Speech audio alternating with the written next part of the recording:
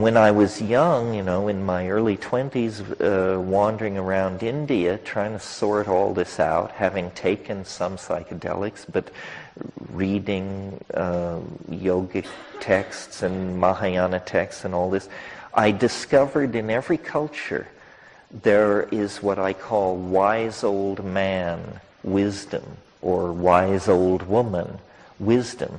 In every culture at evening, you see sitting on porches men smoking pipes, old men. And these guys know something. They know something about life, how to till the soil, how to raise a family, how to, shepherd children through their marriages and so forth and so on. But what I did not find in these cultures was any knowledge of this gratuitous grace. This is like a secret of some sort. And it's a true secret in that telling it does not give it away. I know this because I've been trying to tell the secret for 25 years to anyone who would listen, as you listen tonight. And I don't know how many people hear, at what level people hear me. And there are many problems. First of all, there's the problem of dose. It's a physical problem. You can take a little of a psychedelic substance, or an effective dose, or a lot, or too much, and medically not be in any particular danger. The LD50 of these substances is such, let's take psilocybin as an example. Psilocybin is effective at 15 milligrams for a 145-pound person. But the LD50, the lethal dose, is something like 110 milligrams per kilogram of body weight. In other words, hundreds of times more than a dose that you would swear you were melting down, you were becoming the earth, you would never live to tell the tale. And actually, you're in no medical danger at all. So people have experiences of different dose levels. I've always been interested in what the literature describes as effective doses. What this means is that you're so loaded that a guy standing there with a clipboard looking at you is completely convinced you're totally loaded. All pretense dissolves.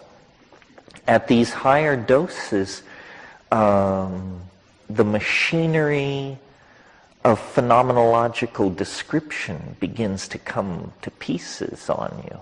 And in my experience, someone mentioned the difference between mystical experiences and psychedelics. There are enormous similarities and enormous differences. If you study the mystical literature of Hinduism, Christianity, Buddhism, it all triangulates toward unitary states. The Bodhi mind, the white light, the ineffable, the unnameable, the radiance, vocabularies like this, which indicate some kind of homogeneity. Well, in my experience, though, when you push LSD, there is something somewhat like that. LSD is not my idea of the paradigmatic hallucinogen. It's different in many ways. Psilocybin is more the paradigmatic hallucinogen, and when you push it, there seems to be not this merging into the radiance, but a revelation of multiplicity, of detail, of complexification within complexification. Everything gives way to everything else. Everything is interconnected to everything else. But the impression is one of an overwhelmingly bewildering perfusion of phenomena. And, I've discussed this with lamas and these sorts of people, and they say, well, you're in the realm of samsara. You're in the realm of the multiplistic. Perhaps, but the sense of a hierarchy of judgment doesn't feel right. Somehow this all and everything, this teeming multiplistic universe that is revealed, seems to carry a message of ecstatic and transcendental import.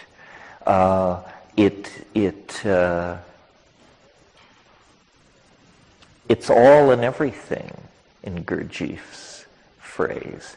And one of the ideas that I want to explore with you in the course of the weekend is, most discussions of psychedelics orbit around what will it be like when I take it.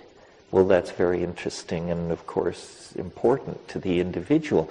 But to me, an equally interesting question is, what has been the impact of this experience on the evolution of human beings over hundreds of thousands of years?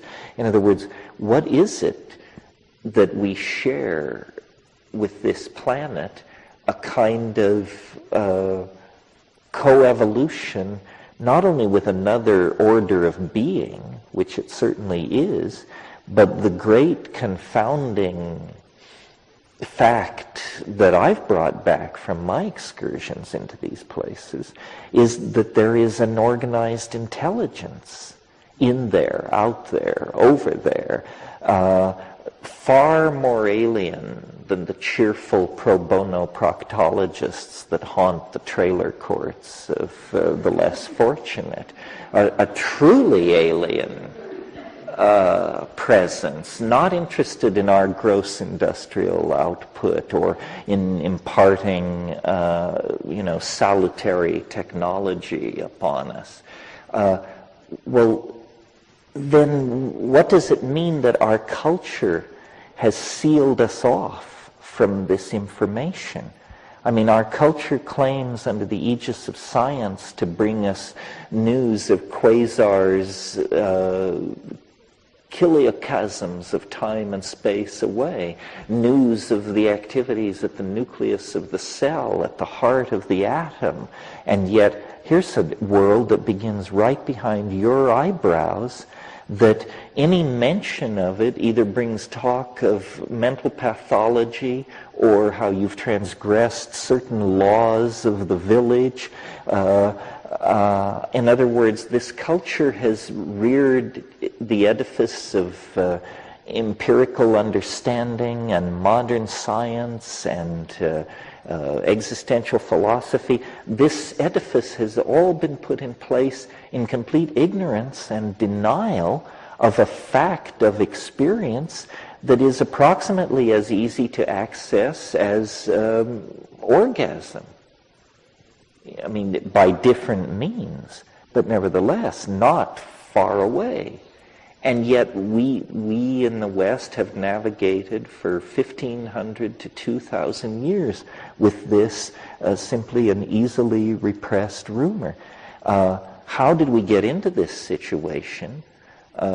In other words, if there was a primordial era of shamanism and plant symbiosis and a mediated relationship with nature through the Gaian intelligence, how did we fall then into the domain of post-Renaissance, post-medieval, post-industrial culture?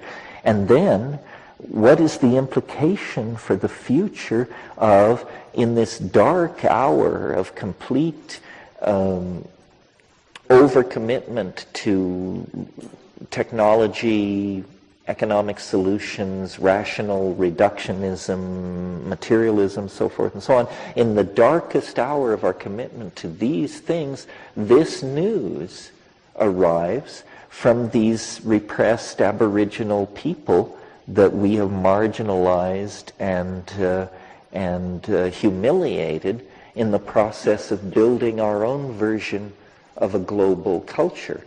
Well, obviously I'm not going to try to answer these questions tonight, but this, to my mind, in the 11th century, when the Islam swept across Asia Minor, in Isfahan, in Iran, they built these immense mosques with mosaicked, vaulted roofs. And one of the great historians of Islam said of the city of Isfahan in the 10th century, he said, it is half the world. A single city, half the world. In a way, psychedelics are half the world. And yet, how few people have ever visited these sites, have ever stared into these particular vistas of beauty. And as was said in going around the circle, the impact of these psychedelics, where they hit us hardest, is in the domain of visionary imagining and the effort to communicate about our visionary imaginings. In other words, where they hit us hardest is in the domain of art and invention and novelty.